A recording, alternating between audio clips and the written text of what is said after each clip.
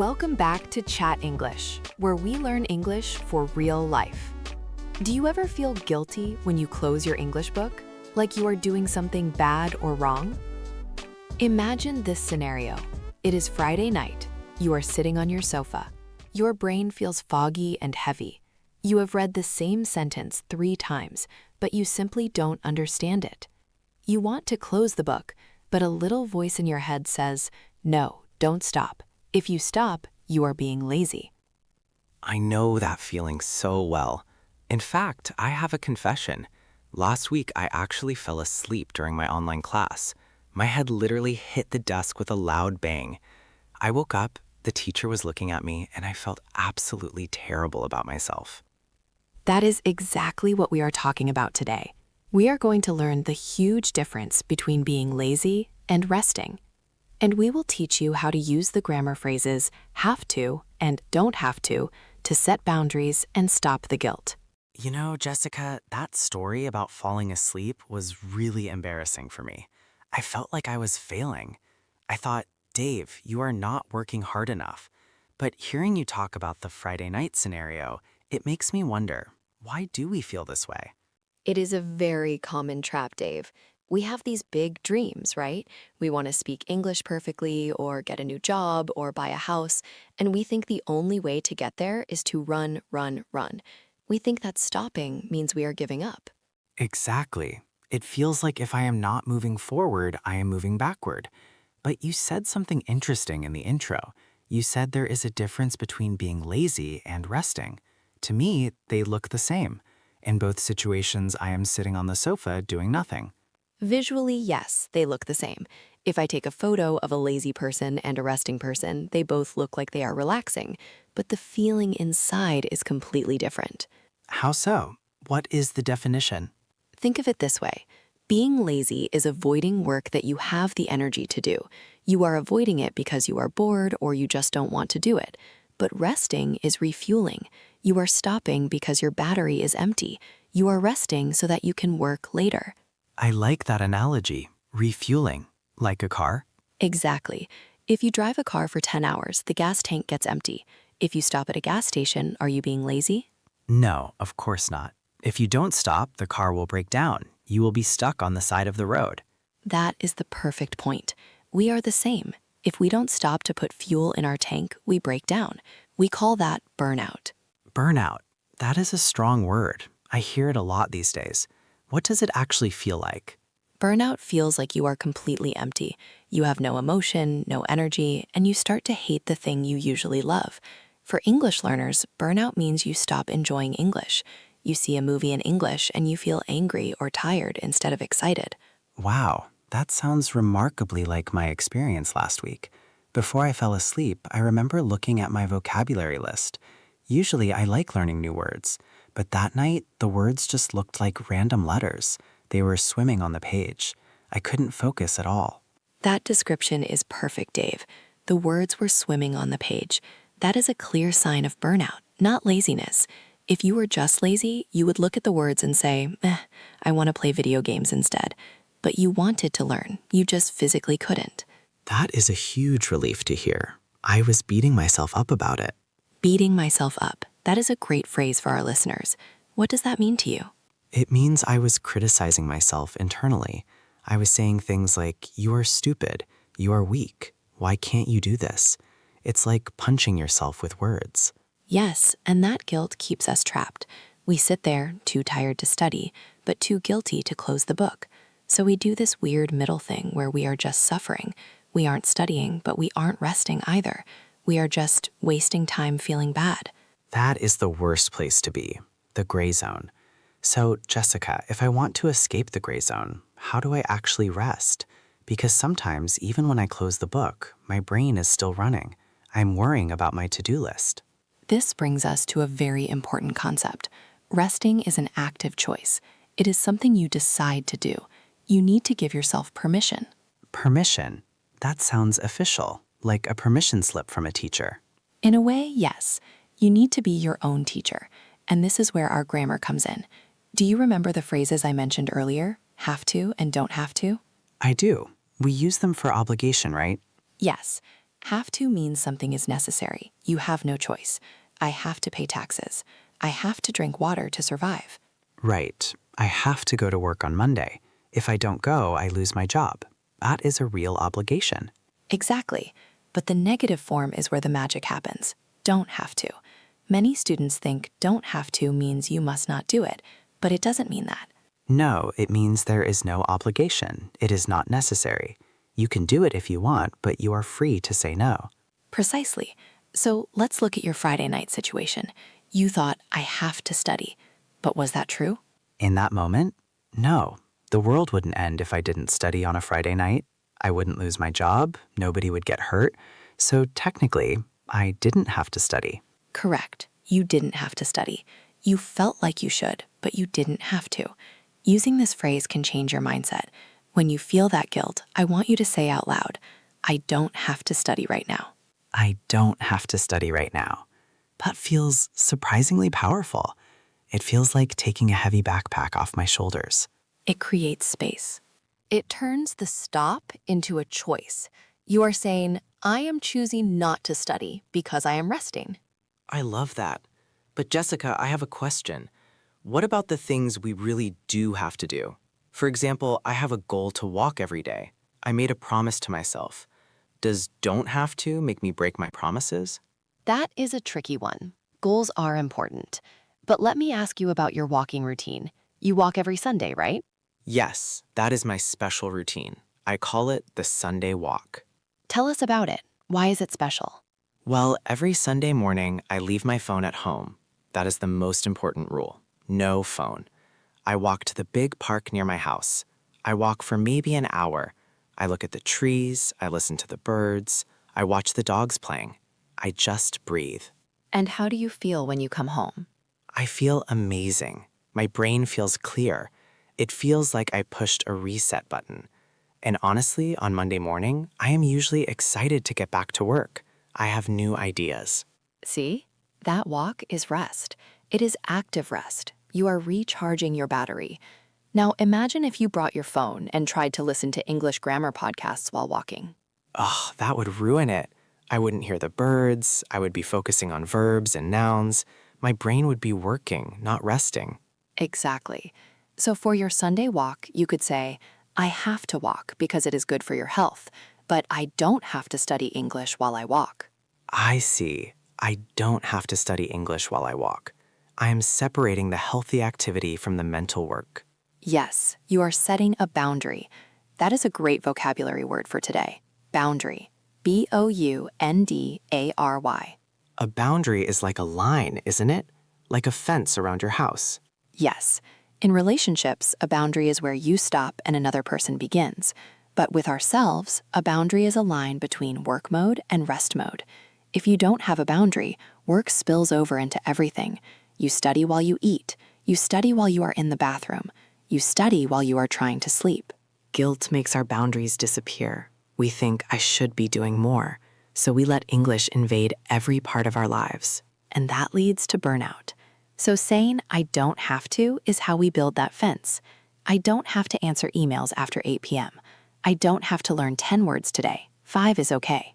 That is very liberating. I want to try practicing this grammar with some other scenarios. Can we do a little role play? I would love that. I will give you a situation and you tell me if it is a have to or a don't have to. Okay, I am ready. Lay it on me. Situation 1. Your boss sends you an email at 5 p.m. on a Friday asking for a report by Monday morning.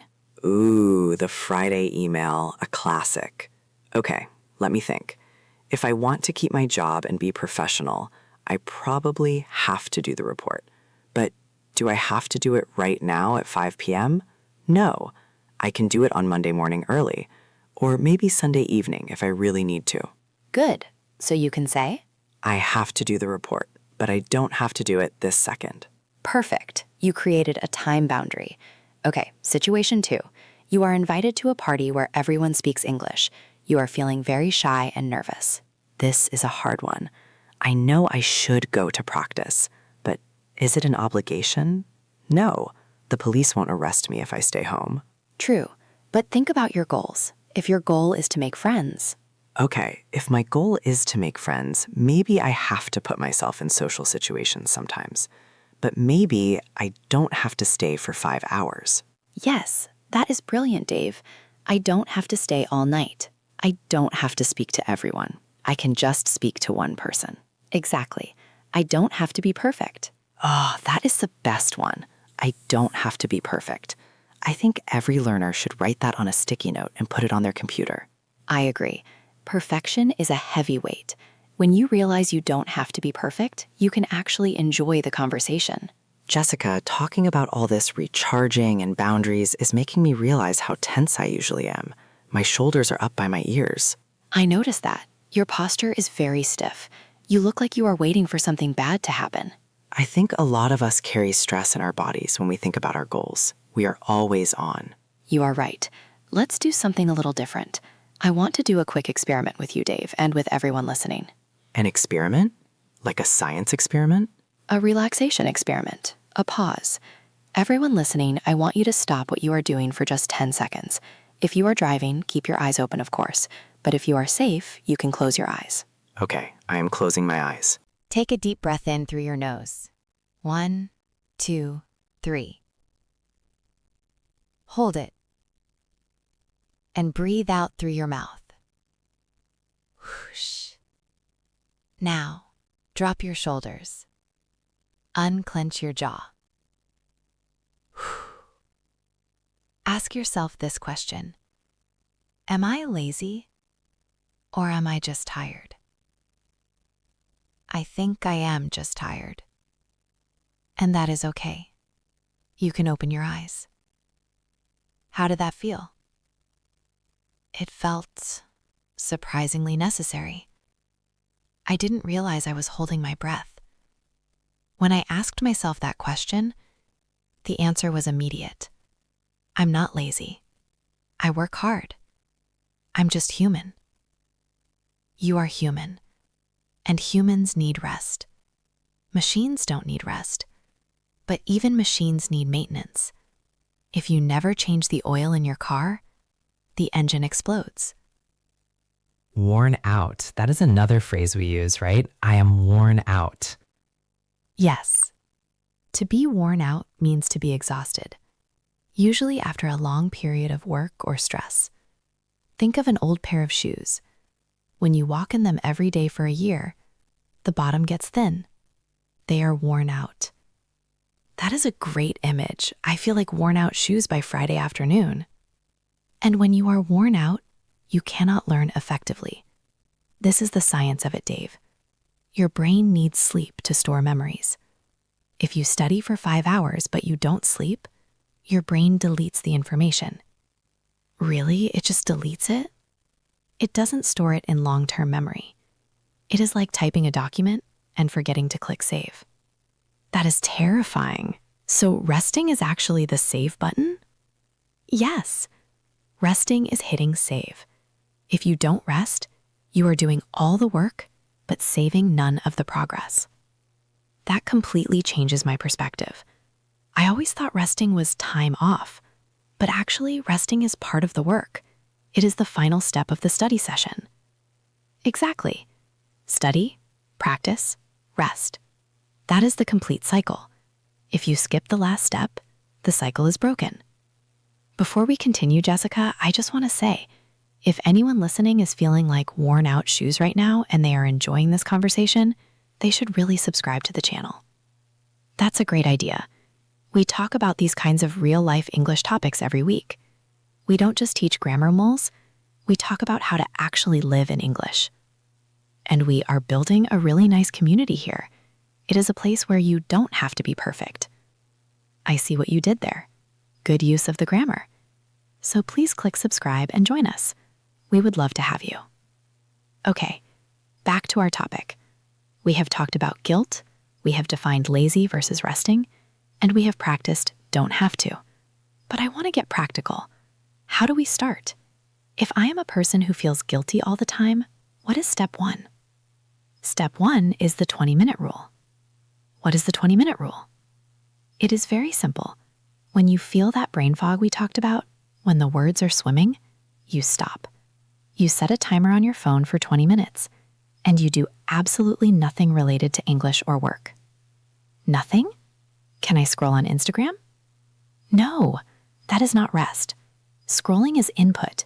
Your brain is still processing images, text, comparisons. You need to turn off the input. Okay, so no phone. Can I watch TV? Better to avoid screens if possible. Go for a walk. Watch the dishes. Take a shower. Lie on the floor and stare at the ceiling. Listen to music without lyrics. Stare at the ceiling. I haven't done that since I was a teenager. It is very relaxing. The key is to give your brain zero new information. You let it digest what you already learned. And after 20 minutes? After 20 minutes, check in with yourself. If you feel energized, go back to studying. If you still feel exhausted, then stop for the night. You are done. And you do this without guilt? You try to. You say to yourself, I am testing my battery. My battery is dead. I am putting myself on the charger. I like the charger metaphor. We plug our phones in every night without question. We never look at our phone and say, you lazy phone, why is your battery low?